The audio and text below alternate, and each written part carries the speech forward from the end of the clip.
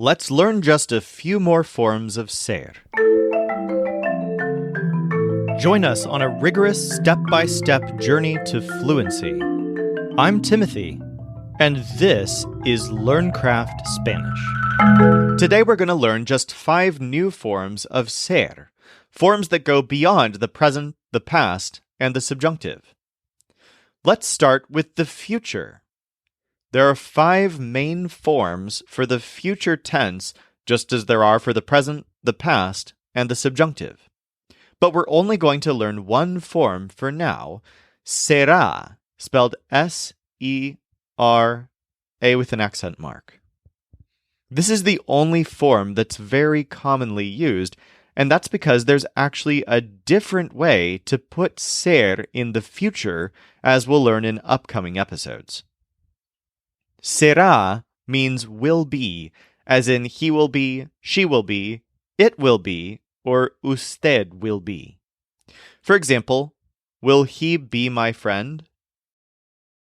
¿Será mi amigo?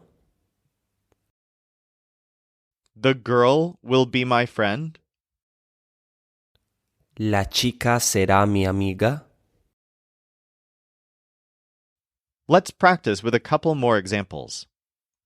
Her house will be a good place.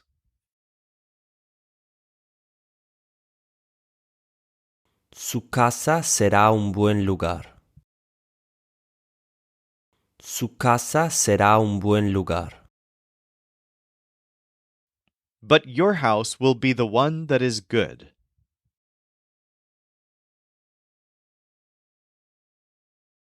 Pero tu casa será la que es buena.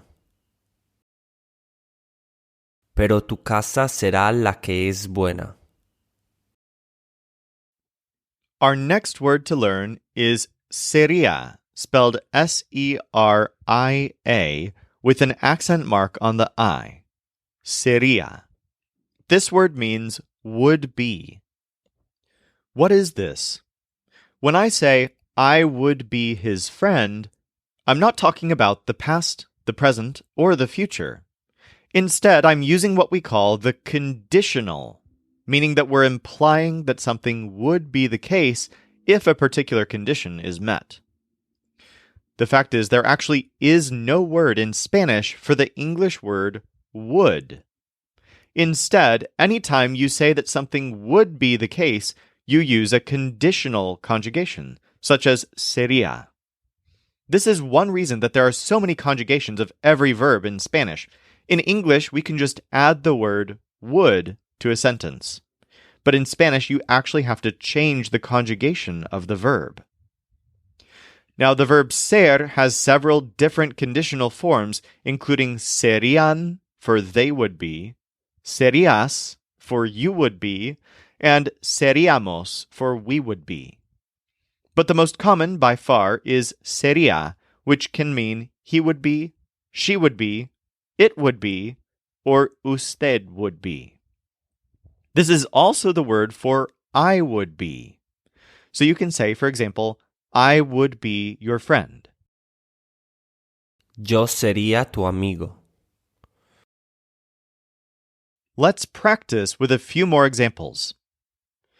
It would be good. Sería bueno. Sería bueno. Would she be the girl or would he be the boy?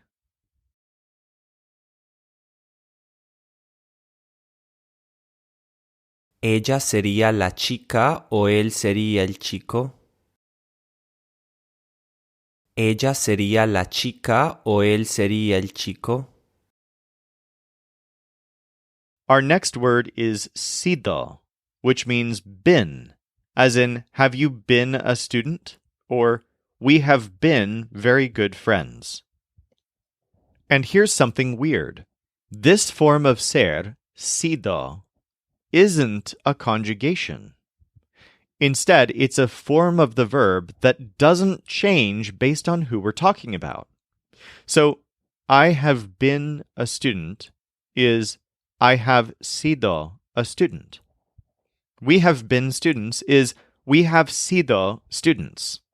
And you have been a student is you have sido a student. Why can we do this? The thing is, every verb in Spanish has lots of conjugated forms, meaning those forms that change based on which person is doing the thing. Those include the present tense, the imperfect tense, the preterite tense, the future tense, the subjunctive mood, and the conditional.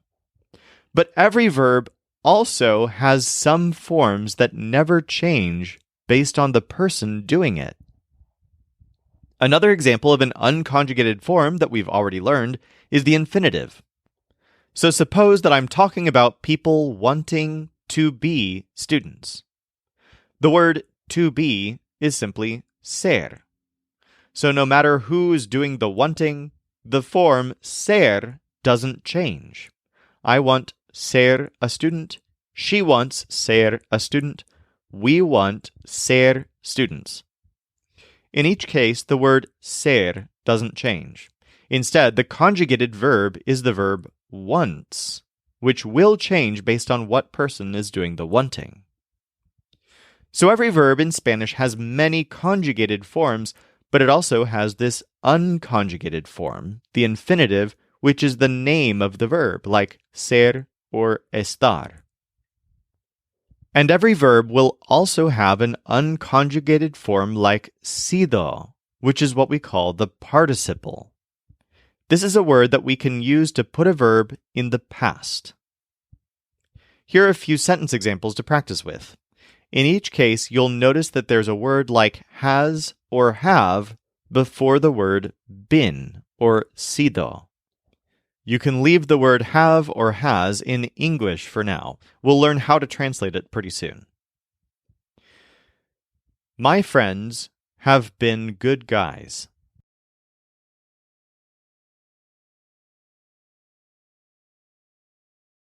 Mis amigos have sido buenos chicos. Mis amigos han sido buenos chicos. In the next one, the friend is feminine. You have been my friend for a long time.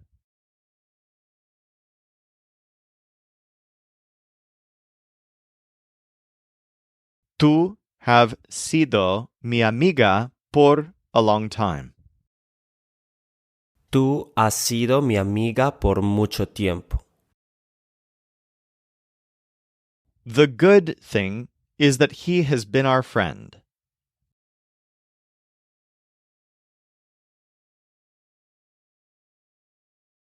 Lo bueno es que él has sido nuestro amigo.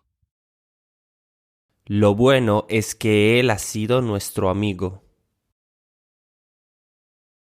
So we've now learned all the most common conjugations of ser, and we've learned two unconjugated forms, the infinitive, ser, and the participle, sido, which you can use to put a verb in the past. There's a third type of unconjugated form to learn, and it's called the gerund.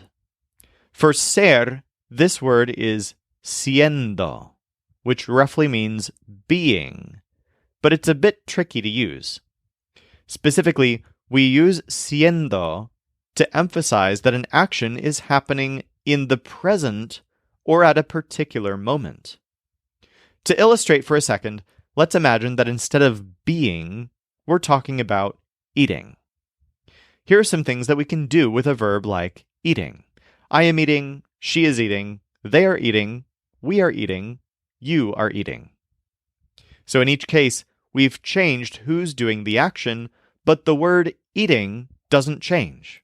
Instead, the word right before eating changes. Am eating, is eating, are eating. So how do we use siendo? Well, this is very strange.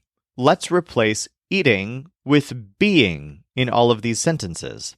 I am being, she is being, they are being, we are being, you are being. Okay, so these are not really complete sentences, so let's add something at the end. Typically, you'll use siendo in temporary judgments of someone's character. For example, she is being a good girl, or he is being a baby. In fact, siendo is very often used in insults. But just to be nice, let's try variations on good friends. I am being a good friend. She is being a good friend. They are being good friends. We are being good friends. You are being a good friend. Okay, so here's what's weird. In each of these cases, in English, we use the verb to be twice in a row. In the first one, we have am being. We already know that am is a form of to be, and so is being. And then in the second one, we have is being. So the rule is, whenever you see this happening, you have to use a conjugation of estar first, and then the gerund. So here's how you would translate each of those sentences. Estoy siendo un buen amigo. Estás siendo una buena amiga. Están siendo buenos amigos. Estamos siendo buenos amigos. Estás siendo un buen amigo. So it might throw you off that we're using both estar and ser. The thing is, the meaning from the sentence is actually only coming from ser, specifically the gerund siendo. And that's because we're talking about what someone is. We're saying that they're being a good friend. The verb estar is simply being used along with siendo to put emphasis on the present moment. But the meaning is all coming from the verb ser. The verb estar is just helping out. Now this begs the question, what's the difference between these two sentences? Estás siendo un buen amigo. Eres un buen amigo.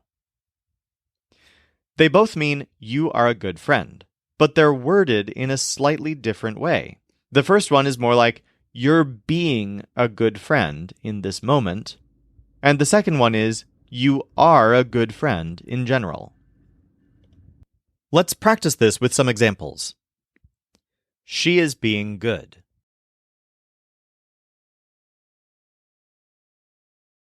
Ella está siendo buena. Ella está siendo buena. You're being mean. Estás siendo mean. Estás siendo mala. What are we being mean for?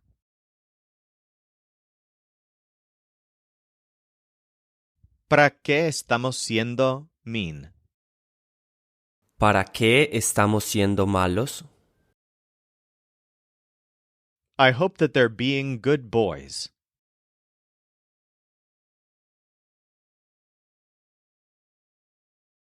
I hope que estén siendo buenos chicos. Espero que estén siendo buenos chicos. There's one more question that a lot of students have about the word siendo. We've already learned that the infinitive ser, one of our other unconjugated forms, is also often translated as being. So when you see the word being in English, how do you know whether it should be translated as ser or siendo? In general, if the word being passes the food test, you'll translate it as ser. If it doesn't, and it's instead being used after another form of to be, you'll probably translate it as siendo. Let's practice with a couple examples. In each case, you'll translate being as either ser or siendo. He was here yesterday because of being your friend.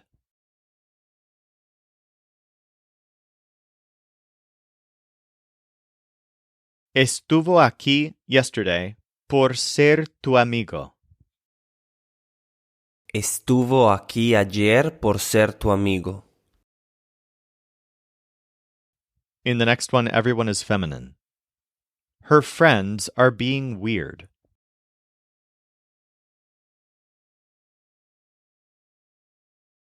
Sus amigas están siendo weird. Sus amigas están siendo raras. The boys are not being good.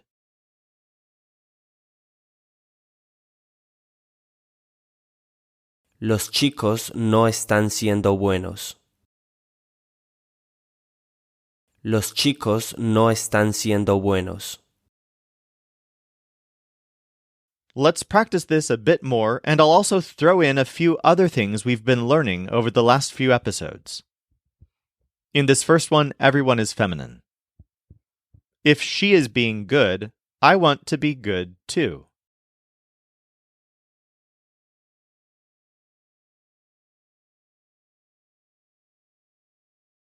Si ella está siendo buena, I want ser buena too. Si ella está siendo buena, yo quiero ser buena también. I want to be what she will be.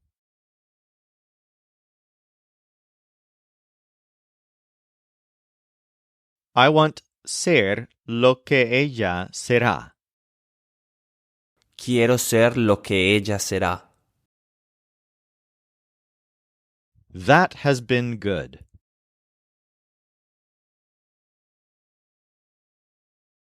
Eso has sido bueno. Eso ha sido bueno. After what you did, I was fine.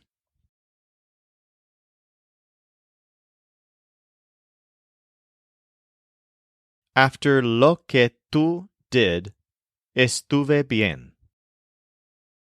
Después de lo que tú hiciste, estuve bien. I don't know what to do when he's being mean.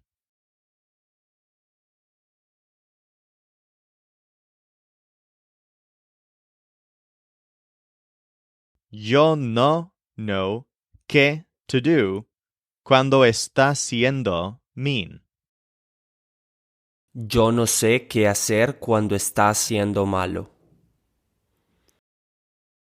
Either he would be a friend or she wouldn't be a friend.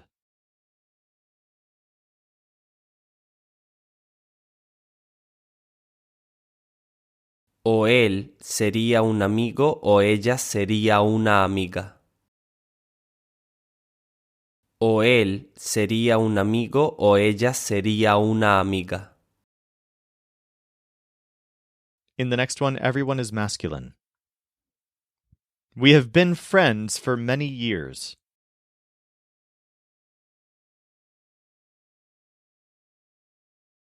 We have sido amigos por many years. Hemos sido amigos por muchos años. For more practice with ser, siendo, sido, será, and sería, go to lcspodcast.com/32. Tomorrow we're going to wrap up our conjugations of estar, and then it's on to some fun things like nouns and adverbs. This show is brought to you by LearnCraftSpanish.com. The Spanish voice in this episode was our coach Michael Agudelo. Our music was provided by the Seattle Marimba Quartet, and I'm Timothy, encouraging you to do the hard work of learning Spanish.